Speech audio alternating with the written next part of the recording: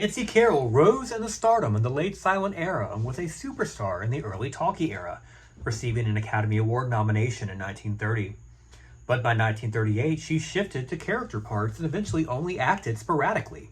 Why? Join me as I investigate.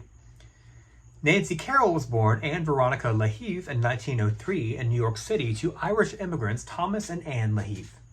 One source states that she had 5 older siblings and 3 more siblings followed her. Another source indicates that she was the 7th of 14 children. Either way, the LaHeves were a huge family. Her paternal uncle was Billy LaHeve, a successful Broadway area restaurant and building owner. From a young age, young Anne danced with her older sister Teresa, sometimes known as Terry, and her younger sister Elsie. Legend has it that Anne, who at some point had become Nancy, and Elsie won a dancing contest when they were teenagers. From either this dance contest or her uncle's connections, Nancy, along with Terry, debuted on the Broadway stage, dancing in the chorus of the passing show of 1923 when she was just 20 years old. Both girls changed their last name to Carroll for the stage, as would Elsie when she made her Broadway debut as a dancer a few years later. All 3 sisters danced in the chorus of Big Boy in 1925, which starred Al Jolson. And later that year, Nancy had her first featured speaking part on Broadway in Mayflowers, which starred Robert Woolsey. In 1924, between her Broadway successes, Nancy married playwright Jack Kirkland, and in 1925 gave birth to their daughter Patricia, who would later become an actress. Around 1926, Nancy and Jack moved to Los Angeles. According to Travelange, Nancy was performing as Roxy Hart in the original straight play of Chicago in Los Angeles around 1926, when she was spotted by movie scouts from Fox. She made her film debut in 1927, supporting Virginia Valley and Lawrence Gray in Ladies Must Dress. Nancy appears to have made an impression because a year later she was under contract to Paramount and began to star in a series of silent and part-talkie successes.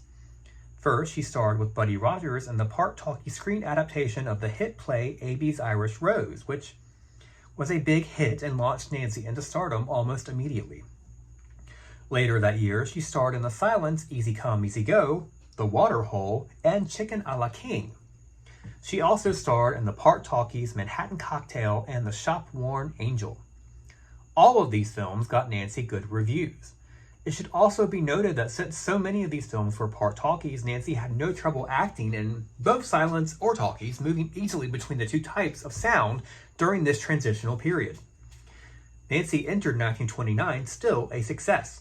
She starred with George Bancroft and Olga Baklanova in the full talkie The Wolf of Wall Street, which got her an excellent review from Variety.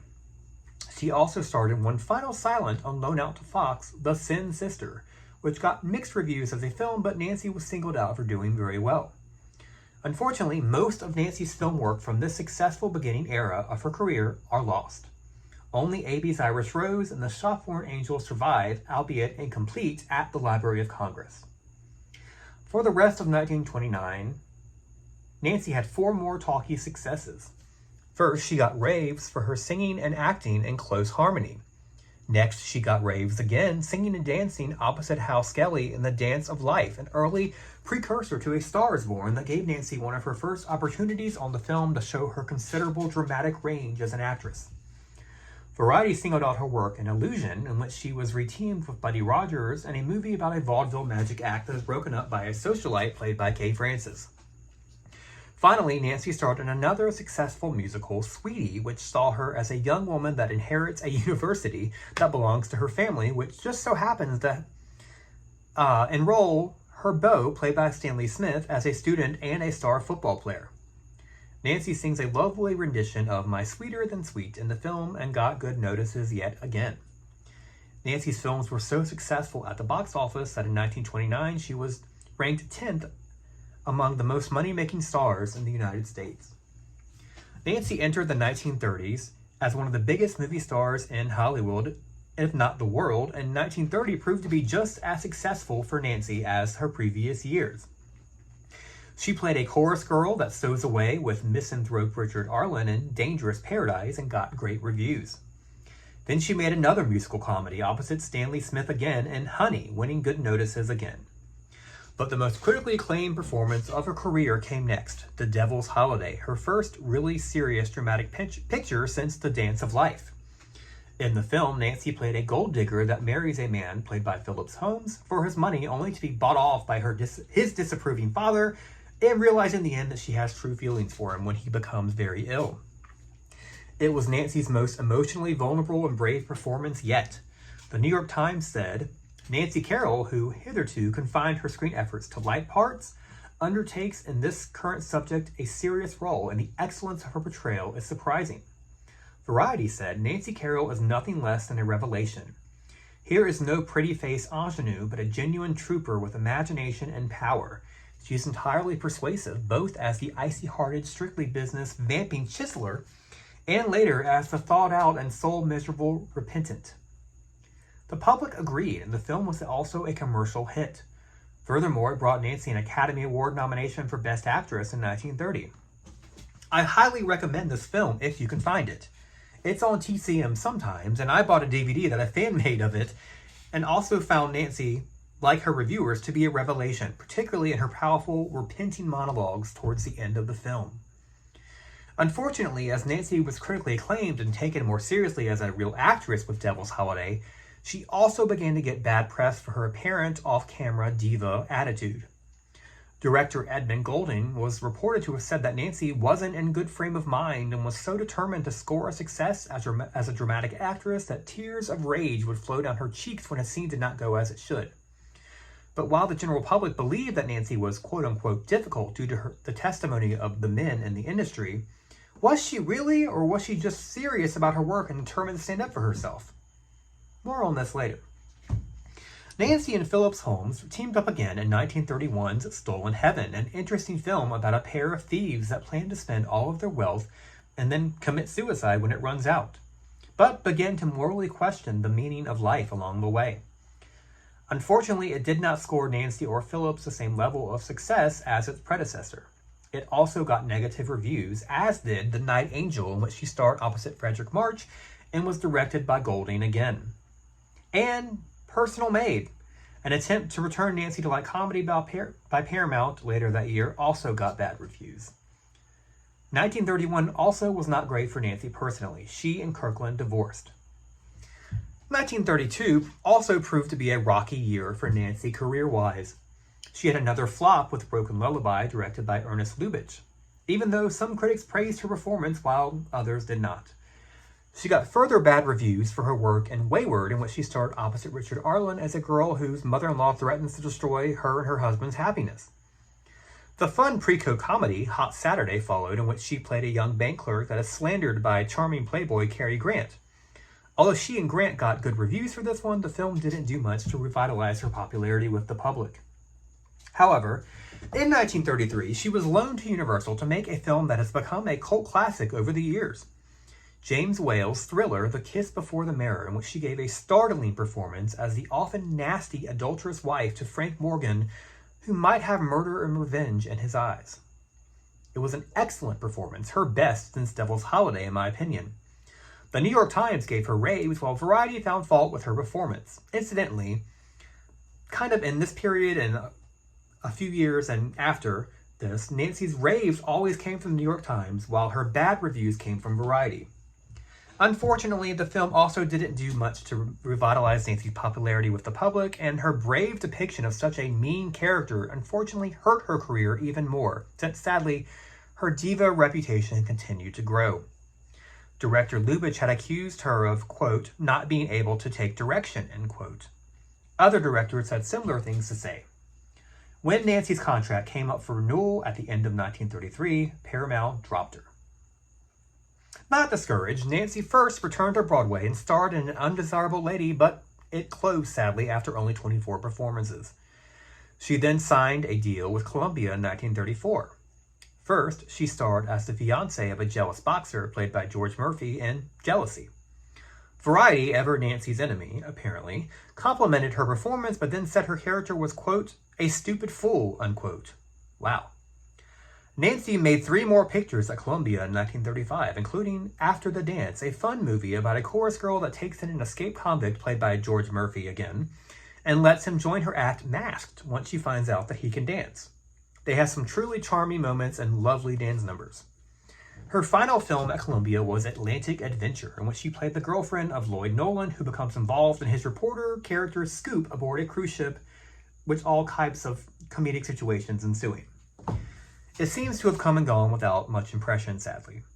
Now that Nancy's deal with Columbia was up, she divorced her second husband, whom she had married later in 1931, and traveled to Ireland to live in the birthplace of her parents for over a year. Which sounds like a lovely, really awesome thing to do, but unfortunately wasn't very helpful for her career-wise. Returning to America in 1937, Nancy found few opportunities, but took what she could get. She supported Deanna Durbin in 1938's That Certain Age, and then supported Virginia Bruce and Patsy Kelly in There Goes My Heart. After these last two stabs at a Hollywood career, Nancy retired from the motion picture industry for good. But not from acting. Several sources indicate that Nancy returned to the stage once leaving Hollywood. We know that in 1948 she starred in For Heaven's Sakes, Mother on Broadway, but it sadly closed after 7 performances. Nancy's ex-husband, Jack Kirkland, had a huge hit on Broadway with Tobacco Road, which was made into a successful film. And their daughter, Patricia, became a successful actress on the stage and on Broadway in 1944 in the shows For Keeps and Snafu, with Nancy getting press from her proudly supporting her daughter in the audience. In 1950, Nancy began to act on a new popular medium, television. She starred briefly on the sitcom The Aldrich Family and made guest appearances on The Egg and I. But Nancy married husband number 3, C.H. Growing, in 1953 and retired for a bit and enjoyed life with her husband at his homes in Indonesia and Mexico. But by the late 1950s, she was ready to work yet again and returned to the stage and to television. In 1961, she stole the show on an episode of Naked City as a once rich society lady that has slipped into a life of theft.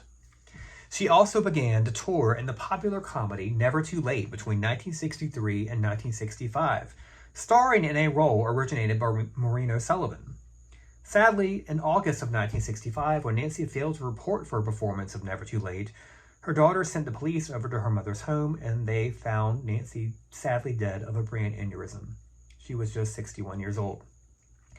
While it's a tragedy that Nancy left this world at a relatively young age, at least she was back on the stage until the very end, starring in a hit play and enjoying the applause that she had always deserved. So we are left with the question, why did Nancy Carroll's stardom lose momentum in the talkies after such an impressive start? Well, unfortunately, I think it was due to her image as being quote-unquote difficult. Remember, I posed this question earlier. Is there any merit in these claims?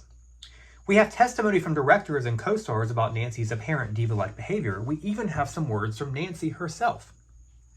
She once told an interviewer, quote, "Because you think differently, you're considered disagreeable and upstage and difficult. An original thinker always has to fight," end quote. In 1935, she told another interviewer, "Now that I have become somewhat seasoned, I have discovered that it doesn't pay to fight too much. Yet, since I have stopped fighting, my pictures are not always as satisfactory as they were when I was getting a reputation for being unmanageable. I never was temperamental, but on Broadway, I got that reputation. I admit I often fought about my parts. It seems to me if one can act, it is only fair to be given a chance to interpret a part to the best of one's ability. And I believe an experienced player knows more about what to do with a role than a director." Years later, she was a little more honest with one interviewer about the mistakes she made and blamed herself for all of them. But in my opinion, Nancy, while she may have been a little too ballsy in her declaration of an experienced player knows about what to do than a director, I don't think she meant it as brazen as it may have come across. Nancy believed in creating true-to-life, real characters on the screen. She wanted these characters to be complicated, nuanced, and full of a range of emotions. She also liked to ask a lot of questions. She asked questions to her director and to the screenwriters. When she made a character choice that the director did not agree with, she often had to fight to play the character the way that she thought would make her the most believable on the screen. You have to remember that when Nancy starred in films, the men that were in charge of the motion picture industry were used to getting their own way and didn't take it well to anyone questioning their decisions, especially not a woman. Unfortunately, this type of patriarchy lasted for decades after Nancy was on the screen, as late as the early 2000s. Actors, and most especially female actors, were just not supposed to ask any questions or have any sort of opinion. Actors like Bette Davis, Olivia de Havilland, and Lucille Ball were sometimes labeled quote-unquote bitches for having an opinion, asking questions, and having the expectation that everyone around them should be working hard at what they do. Years later, to paraphrase what Shannon Doherty said on her podcast, if you're a man that asks questions on a set, you're considered a risk taker. If you're a woman that asks questions, you're a bitch. This unfortunate type of my way or the highway mentality for industry directors and producers dates back to the days in which Nancy was working in Hollywood. And frankly, her statement about all of her better films being the ones in which she did fight to get her way of constructing her character is an accurate one. And in my opinion, Golding's statement about her having tears of rage and saying that she had these tears of rage was probably her response to him not taking her questions and suggestions seriously. Don't get me wrong. As someone that has worked professionally as both an actor and director, I know that often the director is the one in charge on the set. Well, actually, he is the one on charge on the set. But in my opinion, the best directors are the ones that welcome collaboration from their actors, which thankfully seems to have become more of an industry norm in the last few decades. I'm sure Nancy felt unheard and ignored, and that probably caused her to have to become a little more aggressive and angry with her suggestions. Unfortunately, this type of bravery occurred at a time before actors like Davis and de Havilland took their studio bosses to court to demand better treatment and better roles. And Nancy didn't seem to have the clout that folks like Greta Garbo had in threatening to quit unless she got her freedom to construct a character the way she wanted. This all could go back to Paramount, because if you remember from my videos on Clara Bow and Louise Brooks, they often mistreated their stars, and in particular their female stars. Nancy was no exception. It's a real shame, as Nancy was one of the most talented actresses on the screen in the late silent and early talkie era, and came very, very close to winning an Best Actress Oscar. But her apparent reputation as an actress seems to have erased the praise and recognition that she has always deserved. Thank you, Nancy Carroll, not just for your powerful performances, but for your bravery in standing up for what you believed in. You are a true trailblazer years ahead of your time. Please like this video and subscribe or follow this account if you want to learn more about the history of silent film stars whose stardom lasted only briefly in the talkies. Up next, join me as I cover the silent to talkie career of Helene Chadwick. Thank you so much for joining me. Have a great weekend.